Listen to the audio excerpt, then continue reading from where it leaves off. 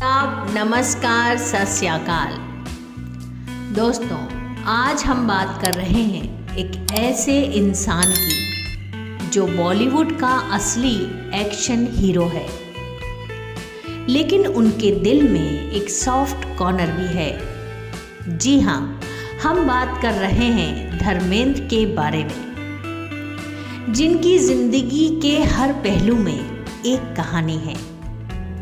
उनकी जर्नी हमें दिखाती है कि किस तरह एक आम इंसान भी अपने सपनों को हकीकत में बदल सकता है।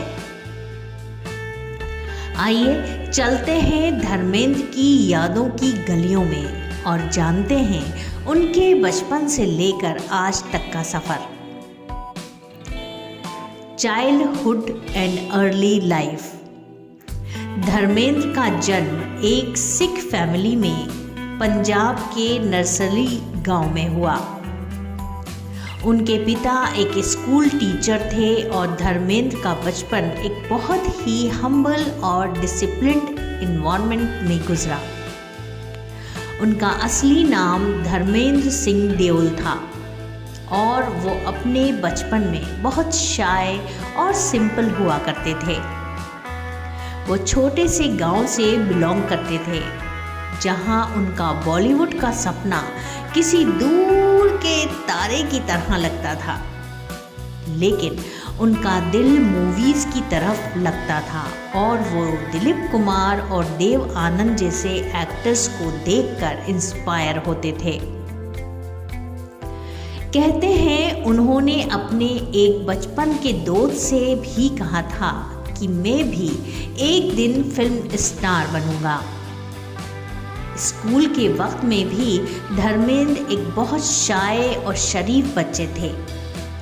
वो फिल्मों के ख्यालों में खो जाते और कभी कभी थिएटर में मूवीज़ देखने छुपकर चले जाया करते थे। Journey to Mumbai and Bollywood breakthrough. 1958 में एक फिल्मी मैगजीन ने अपना टैलेंट कंपटीशन होस्ट किया और इस कंपटीशन में धर्मेंद्र ने पार्टिसिपेट किया। उनकी पर्सनैलिटी और लुक्स ने उन्हें विनर बनाया और यही उनका पहला स्टेप था अपने सपने को हकीकत में तब्दील करने का। उस कंपटीशन में जीतने के बाद वो बॉम्बे आ गए, जहां उनका स्ट्रगल शुरू हुआ। अपने शुरुआती दिनों में उन्होंने काफ़ी मुश्किलें देखी। वो उस वक्त फिल्म प्रोड्यूसर्स के ऑफिस के चक्कर लगाते और छोटे छोटे रोल्स के लिए भी ट्राई करते थे, लेकिन 1960 में उन्हें दिल भी तेरा हम भी तेरे फिल्म में अपना पहला लीड रोल मिला, जो उनकी मेहनत और डेडिकेशन का असर था।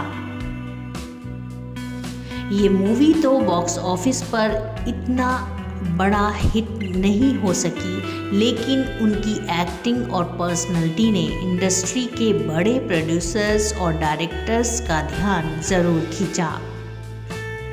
यहाँ से उनका करियर स्लोली ग्रो करना शुरू हुआ और फिर उन्होंने बंदिनी और फूल और पत्थर जैसे फिल्म्स में काम किया, जो सुपरहिट साबित हुई।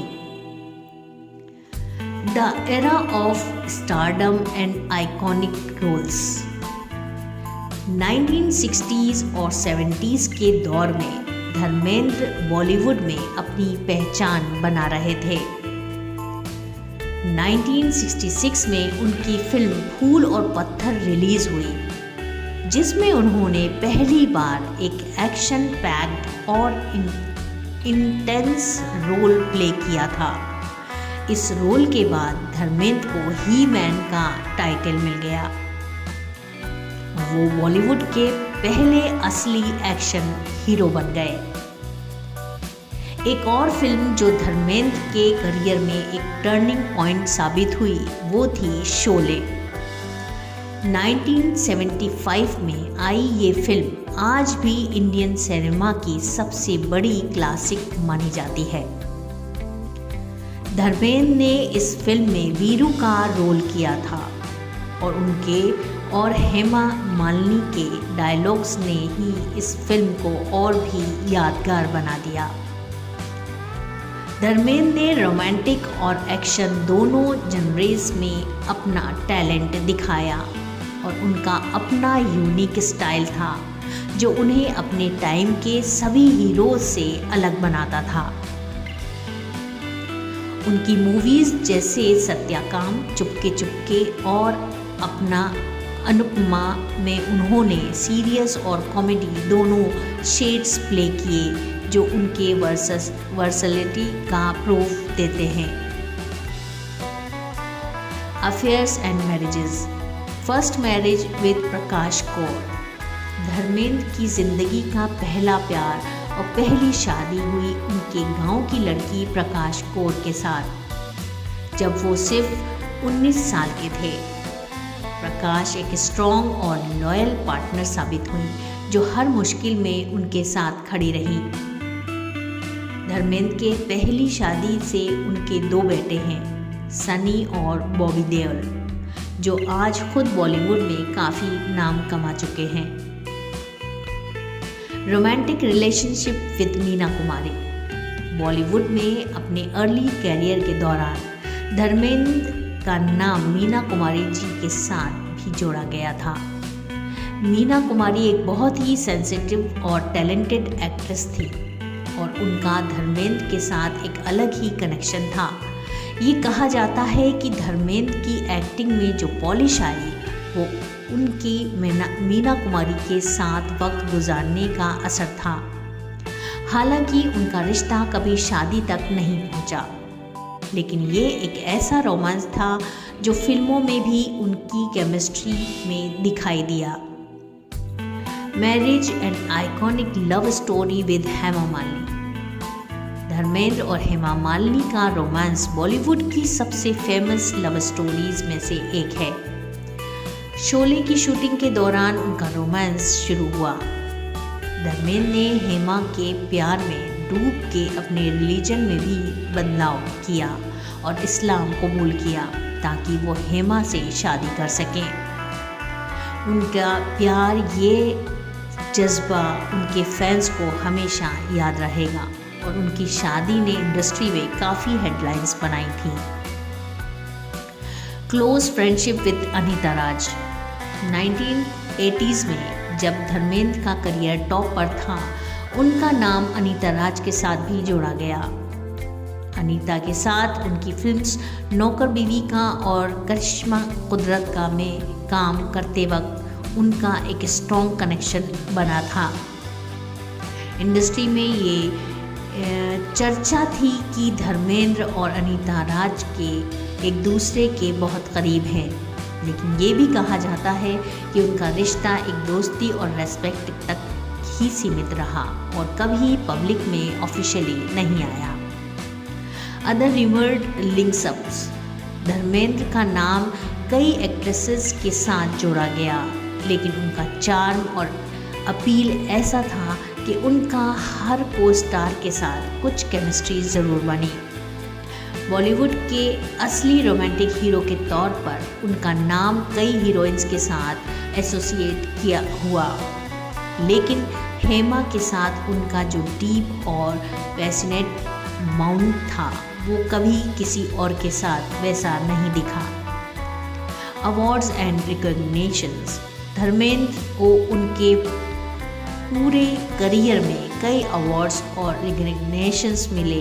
उन्होंने फूल और कांटे के लिए बेस्ट एक्टर का नॉमिनेशन भी पाया था, लेकिन सरप्राइजिंग उन्हें कभी film fair best actor award नहीं मिला। ये बात उनके फैंस को भी हमेशा खटकती रही, लेकिन 1997 में उन्हें उनकी लाइफ टाइम अचीवमेंट्स के लिए film fair life time achievements award मिला, जो उनके डेडिकेशन और बॉलीवुड के लिए उनके कंट्रीब्यूशन को सेलिब्रेट करता है।